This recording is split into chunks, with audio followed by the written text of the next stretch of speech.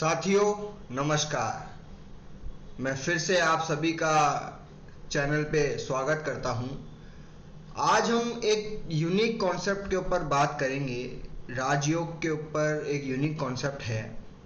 पाराशर और लाल किताब को हम एक लिंक करके पढ़ेंगे आज कि कैसे दोनों विद्याएं अलग अलग काम करती हैं और रिजल्ट्स दोनों का अलग अलग आता है। तो वीडियो चालू करने से पहले मैं एक चीज़ और बता दूं आप लोगों को कि आप लोग वीडियो पूरा देखिएगा, क्योंकि मैंने जो आपको कॉन्सेप्ट मैं आगे बताने जा रहा हूं उसका एक मैं आपको एंड में एक अपवाद भी बताऊंगा। अगर वो अपवाद लग जाता है तो वो कॉन्सेप्ट फेल हो जाएगा, तो वो कॉन्सेप्ट काम नहीं करेगा। तो वीडियो को हम चालू करते हैं। पाराशर ज्योतिष में ऋषि पाराशर ने राजयोगों की प्रधानता बताई है। पाराशर ज्योतिष में राजयोगों की प्रधानता होती है, जो कि केंद्र और त्रिकोण के संबंध से जो राजयोग बनते हैं। केंद्र हमारे 1, 4, 7, 10 घर हो गए और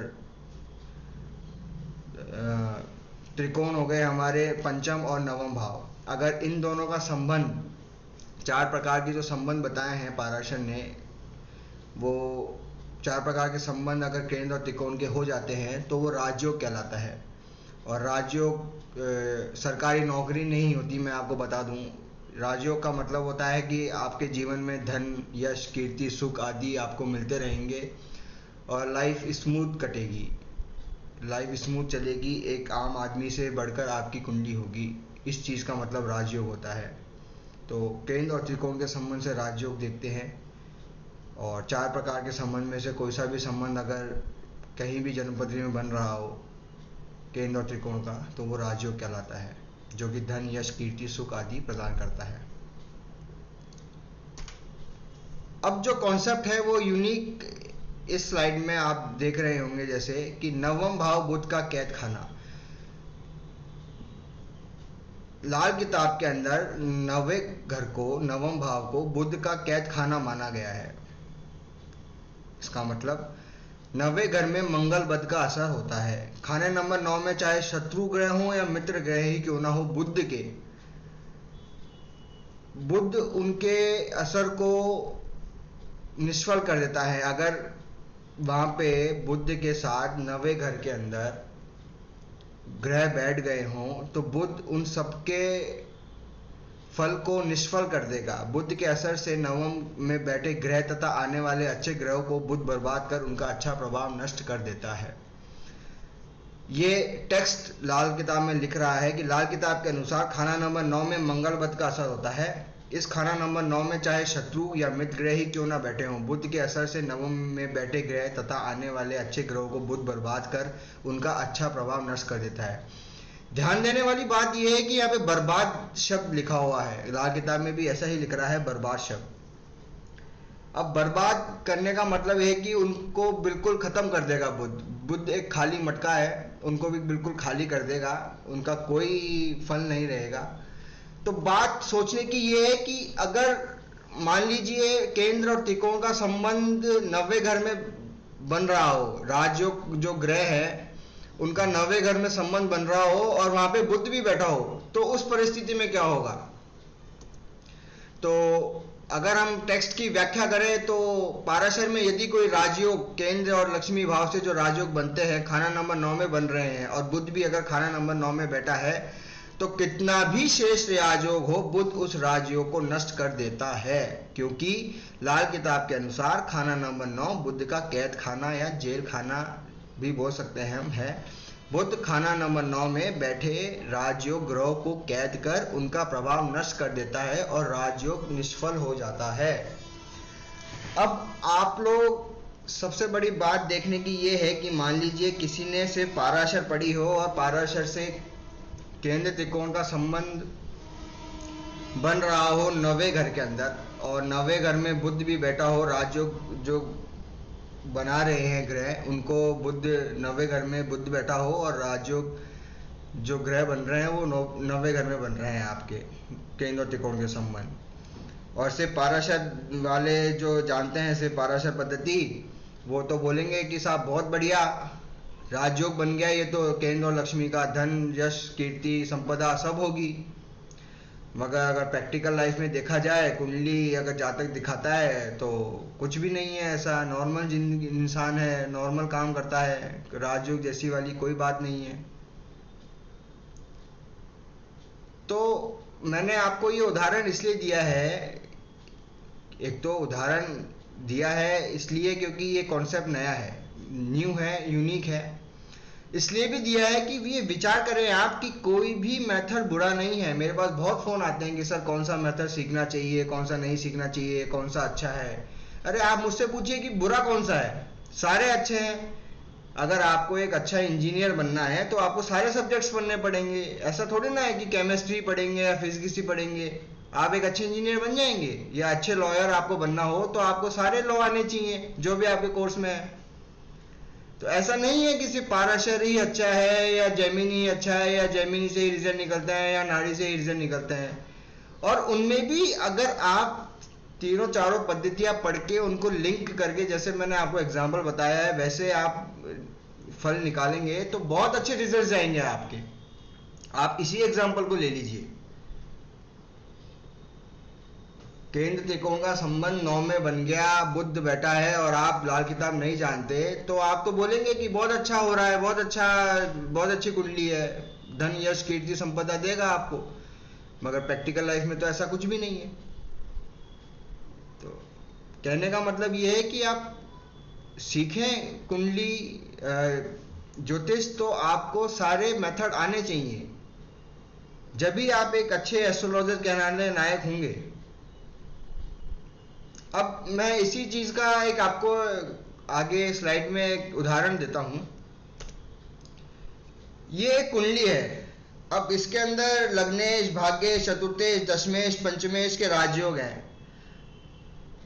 देख लीजिए आप, लग्नेश भाग्येश है, लग्नेश भाग्येश है, चतुर्थेश पंचमेश, सबका संबंध बन रहा है 9वें घर में।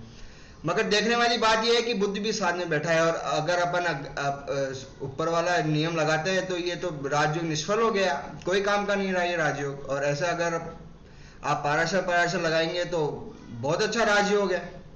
बताइए कौन सा राजयोग नहीं है इस जन्मपत्री के अंदर।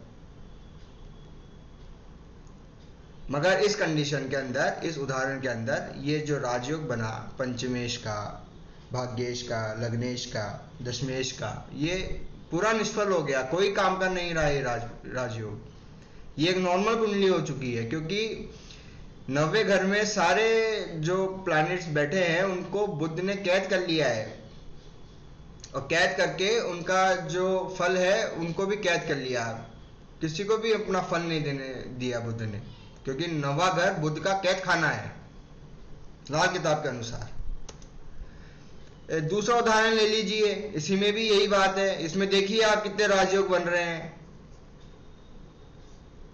इसमें भी लग्नेश भाग्येश हो गया,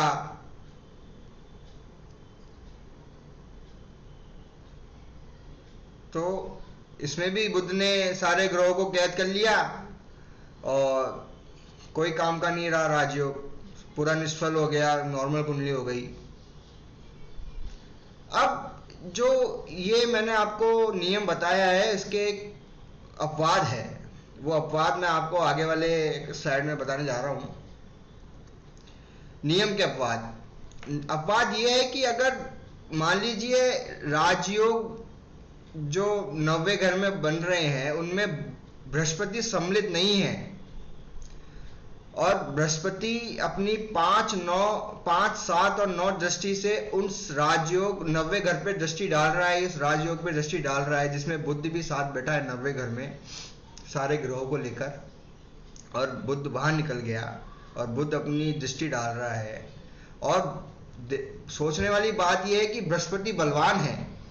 बलवान का मतलब है, देखिए पाराशर ने अवस्थाएं बताई हैं बृहस्पति की, कि बृहस्पति की दृष्टि में कब बल होता है, वो भी अपन को देखना पड़ेगा। जैसे कि बालक अवस्था में नहीं होना चाहिए, मृत अवस्था में नहीं होना चाहिए, तो बालक, वृद्ध की जो दृष्टि में भी बल नहीं होता, बालक की दृष्टि में भी बल नहीं होता, मृत की दृष्टि में तो बल होता ही नहीं है।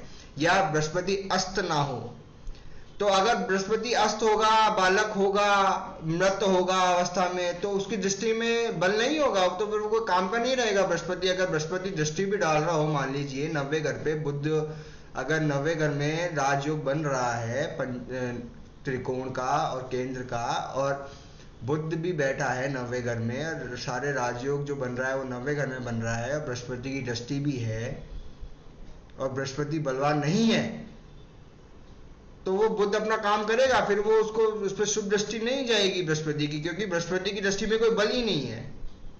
तो आपको बृहस्पति की अवस्था भी देखनी पड़ेगी इसमें। तो अगर राजयोग बृहस्पति पर, बृहस्पति की 5, 7, 9 दृष्टि है और बृहस्पति बलवान है, तो बुध उन राजयोग कारक ग्रह को कैद नहीं कर सकता। बृहस्पति की दृष्टि जो है गंगा जल का काम करेगी वहां पे और उसको शुभ कर देगी, तो बुध उन ग्रहों को कैद नहीं कर सकेगा फिर 90 घर में, अगर बृहस्पति बलवान है और अपनी 5, 7 और 9 दृष्टि डाल रहा है। मगर इसका मतलब ये नहीं है कि अगर मान लीजिए बृहस्पति भी बुध के साथ आ गया 90 घर के अंदर, तो दृष्टि की तो बात ही खत्म हो गई, और आप बोलेंगे कि ये तो शुभ ग्रह आ गया, अब बृहस्पति इसको बुरा नहीं करने देगा। ऐसा नहीं है।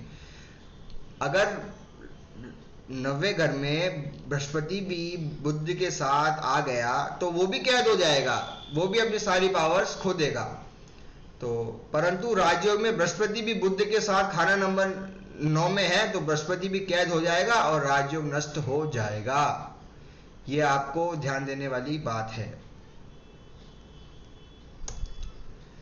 तो साथियों धन्यवाद, मैं आपका बहुत बहुत धन्यवाद करता हूँ। इस वीडियो को आपने पूरा देखा, प्रेम से देखा। आपके कोई कमेंट्स हैं, आपके कोई क्वेश्चंस हैं तो आप नीचे कमेंट्स कर सकते हैं, और वीडियो को लाइक करें, चैनल को सब्सक्राइब करें। धन्यवाद।